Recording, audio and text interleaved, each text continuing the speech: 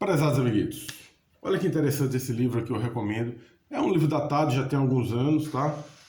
Mas muito do que ele fala, acho que quase tudo se mantém até hoje, tá? Deve ter uns 7 anos esse livro, talvez um pouco mais, um pouco menos, eu não sei dizer. Mas esse Reed Tucker, ele traça um panorama bem interessante sobre a rivalidade, né? A eterna rivalidade entre a Marvel e a DC. E é um livro pro-Marvel total, tá? Ao longo do livro inteiro você sente que a Marvel está ganhando, né? Mesmo com alguns reveses, ela está sempre numa situação um pouquinho melhor.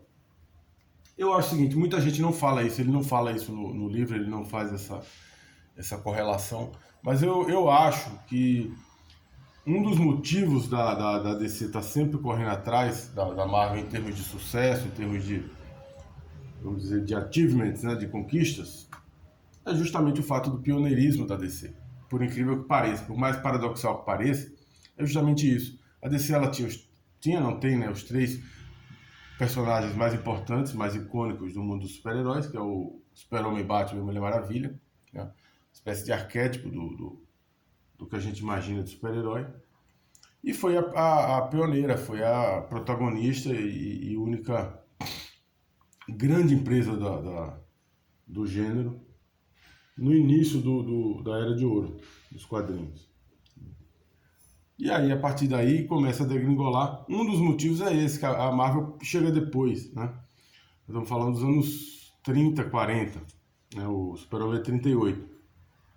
O universo Marvel, de fato, embora a Marvel tenha muito carinho pela sua história, pelos seus 80 anos, a gente sabe que o universo Marvel, como a gente conhece, é de 60, década de 60, 61, com o Quarteto Fantástico. Então você teve aí 30 anos de aprendizado, entre aspas, de ver o concorrente e propor alguma coisa diferente, né? E se você for pensar em vários aspectos, isso se repete na história. Você vê, por exemplo, a DC foi muito na frente da Marvel para colocar os personagens em seriados de televisão, né? Em filmes de televisão, filmes de cinema, né? Super-Homem lá, o primeiro filme do Super-Homem é de 77, 78, né? A Marvel só vai fazer um grande filme de cinema pela final dos 90, começo dos anos 2000. É claro que tem uma diferença brutal em relação a isso. A própria fusão, né?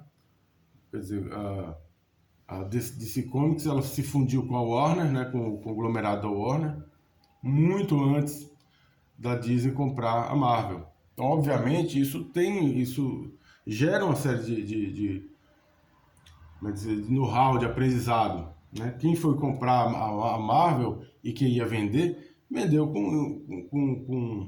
já com uma experiência de uma, como é que se diz, também de uma editora vendida para um conglomerado, já com essa experiência. Então, os erros e tal foram mitigados aí.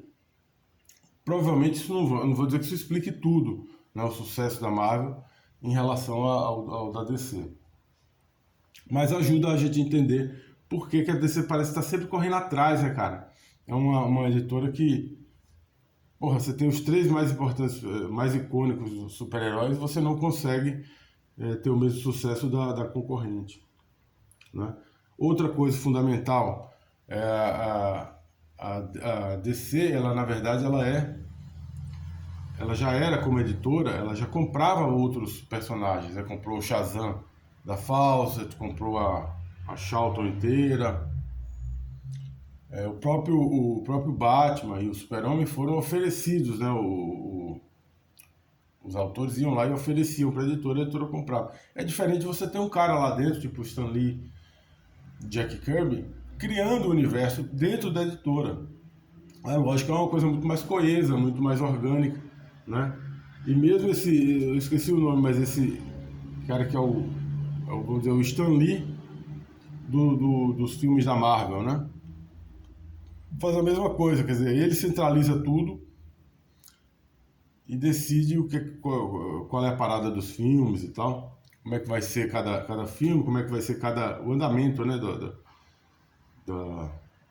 como é que se diz, das sequências e tal.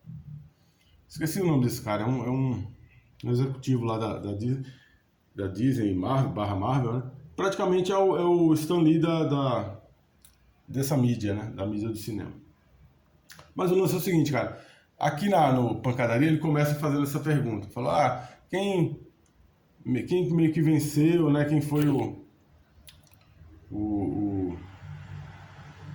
a editora que realmente venceu essa pancadaria, quer dizer, venceu essa disputa, esse conflito. Ele dá a entender durante o livro todo que é a Marvel. No final, ele tentando responder essa pergunta, ele fala, olha, filmes, a Marvel muito mais que o dobro de arrecadação, né, de grana de ADC. Quadrinhos, né, publicação em quadrinhos, a Marvel vende mais que a DC. Merchandising, que a DC começou antes, também é a mesma coisa. Hoje a Marvel está com uma vantagem, uma leve vantagem, mas tem vantagem em relação a DC Comics. Mas aí ele meio que tangencia, né? Fala, olha, aí fica na cabeça dos fãs, no coração dos fãs, é algo imponderável, que não dá para medir quem realmente venceu essa batalha. É verdade, cara. A Marvel venceu em todos vamos dizer, os parâmetros que a gente pode medir, mensuráveis. Exceto um, que é brindes de lanchonetes brasileiras. Né? Se você for ver agora, exatamente, dia 27 ou 28 de fevereiro de 2022, a DC Comics está no Bob's, né, que é uma lanchonete mais voltada para a produção de brindes do que realmente de sanduíches, e do McDonald's. Né? O McDonald's tem uns brindes dos Novos Titãs, e o Bob's com esse The Batman, né, que é o que eu queria falar. Na verdade, eu me perdi um pouco, mas é o que eu gostaria de falar nesse exato momento, nesse singelo vlog. Sobre esse brinde do Batman, cara.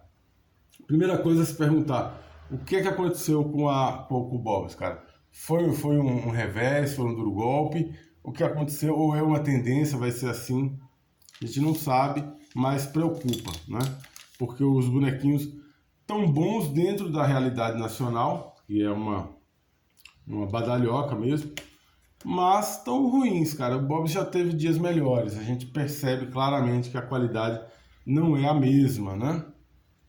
Esse aqui esse novo filme é baseado, é baseado nos primeiros anos, não é no Batman ano 1, ano 2, nada disso, mas é nos primeiros anos do Batman.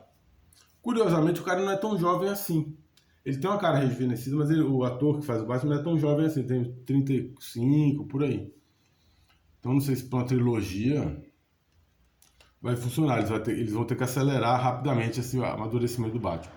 Então o personagem, o Batman, é meio cru ainda, saca? Ele não tá com a indumentária legal, os vilões é meio caidaço, a mulher gato tem uma máscara sabe essas máscaras de esqui? Pô, ficou bem caído, cara. O Charada, eu não entendi qual é do Charada, ele parece um Bane, né? Com um visual meio, sabe, meio apocalíptico. Não gostei, cara. Não tem nada a ver com o Charada aquilo ali. E o Batman, como a gente já sabe, eles até colocaram uma roupa mais ou menos legal, olha só. Tá? Esse ator ele é meio testudo, né? Não sei se vocês já perceberam. Ele tem um testão, a cara dele é meio... o cara é galã e tal, mas o nariz é meio amassado. Então ele fica testudo. Aí resolveram colocar essa máscara... Aqui não ressalta tanto, mas no filme o chifrinho é bem para trás aqui da cabeça. Então ressaltou aquele testão do cara. Não sei se vai ficar legal, talvez não afete tanto. Aí colocaram esses trequinhos aqui, umas espécie de flechinhas. Eu achei esquisito. Como é que se diz? A armadura do Batman eu achei estranho. Aliás, diga-se de passagem, pouca gente fala também, mas muito desse Batman do cinema e dos quadrinhos é tributário do Tim Burton, né? Porque não existia nada disso. as pessoas não valorizam, né? Depois, agora já voltaram a valorizar um pouco o Tim Burton, mas ele foi execrado por um bom tempo, por causa dos filmes, dos dois primeiros filmes, né? Quando tava aquele boom de filme de super-herói, muita gente achava uma porcaria as coisas do Tim Burton. Errado, cara. Tim Burton criou vários elementos ali que ficaram até hoje. Não só pro Batman, mas para praticamente todos os filmes de super-herói. Essa ideia da armadura, né? Não tinha isso, cara. Você mesmo foi o Batman do Frank Miller. É o Batman gordão, né? Meio fortão, meio gordo, mas com aquela uniforme mais ou menos parecido com o uniforme histórico do Batman, Dennis O'Neil e companhia, né? A cor toda preta também não era uma coisa, como é que se diz, corriqueira no Batman. A ideia que depois foi usado no filme, no filme não, na Animated Series, que é elementos meio que steampunk, não chega a ser steampunk, mas de sci-fi, né, de ficção científica dos anos 30, 40, 50, com tecnologia moderna, né? Isso tava lá no Tim Burton, você olhava lá, tinha, os caras iam tirar foto, aí era aquela foto com aquelas câmeras bem antigas, sabe, com aquele flash antigão, fazendo barulho, lançando pó, né? Mas ao mesmo tempo tinha um Batmóvel super tecnológico, né? O cara ia dar entrevista lá na prefeitura lá, aí aqueles microfones antigos. Isso foi muito usado no Batman do série animada do Batman, né? E sem falar nessas armaduras, nesse tipo de indumentária, que também é tributário lá do Tim Burton. Então foi muito importante o Tim Burton para o filme de super-herói. Isso aqui é interessantíssimo porque eles fizeram o quê?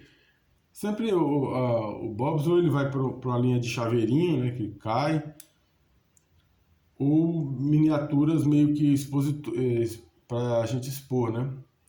Aqui ele tem um híbrido, ele tem as duas coisas. Ó. Se você, sei lá, garotada tal, quiser brincar com o boneco, ele pode, se ele quiser simplesmente guardar, colocar como um item de decoração na casa, também pode, ó. Olha só. Né? Agora, lógico, como eu falei, cara, o Batman, por não ter o logo, como é que se diz, o logo colorido, ele todo preto, fica um vigilante genericão, né? Genericão. O Pinguim é só um gordinho, cara, o boneco do Pinguim é um cara gordinho. Você pode dizer que se você botar um bigode, diz que é o comissário Gordon, ou algum outro detetive lá. Não tem cara do Pinguim, entendeu? O Charada não tem cara do Charada, velho. Tá estranho, tá estranho. Esse filme tá estranho. Vamos ver se o filme, como é que se diz? Ele passa por cima de todos esses problemas, né? Os problemas visuais claros. O próprio Batmóvel, que é um carro, um pau velho lá, um corcelzão que ele usa, justificado justamente por essa coisa de, mas é o começo, ele tá aprendendo, tá? Espera aí, né, cara? E outro, o cara não é tão jovem assim. Apesar de estar rejuvenescido, você vê claramente que é um adulto fazendo o papel. Então, 35 anos você está aprendendo, cara? Como é que pode? E o pior do que aquela série de Super-Homem, lembra daquela série de Super-Homem que a série toda centrava-se no fato do cara ter vergonha de usar o uniforme do Superboy. A série do Superboy. O cara tinha vergonha de ser o Superboy. Porra, bicho, como é que você faz uma série assim? Você não tem condição. Aí ficava o cara andando por aí com uma espécie de sobretudo, né? Em super velocidade para ninguém ver o uniforme. O cara não usava o uniforme, não voava. Mas, porra, mas aí não dá, né, gente? E tinha 30 e tralalá na época, fazendo papel de um adolescente no colegial. Porra, puta que pariu, né? Porque o Super-Homem ele é super inteligente também. Além de todas as características físicas, né? Super forte, não sei o que, ele tem uma inteligência superior. Então ele não poderia reprovar 20 vezes seguida no colegial, porra. Ele tinha que ter passado, tinha que estar na faculdade já. Mas é isso aí, cara. R$12,90, você não precisa comprar o lanche, você não deve comprar o lanche. Tem nada a ver você comprar o lanche. Não tem nada a ver você falar lanche, porque é sanduíche. Eu tô virando paulista. Agora com essa mania de, vou comer um lanche. Como assim, velho? Você vai comer um lanche? você vai lanchar. Lanche é uma das refeições, café da manhã, almoço. Em Portugal eles chamam pequeno almoço, né? Pequeno almoço, café da manhã, almoço. Aí tem o lanche da tarde, jantar, às vezes ceia. Mas é isso aí, cara. Abraços!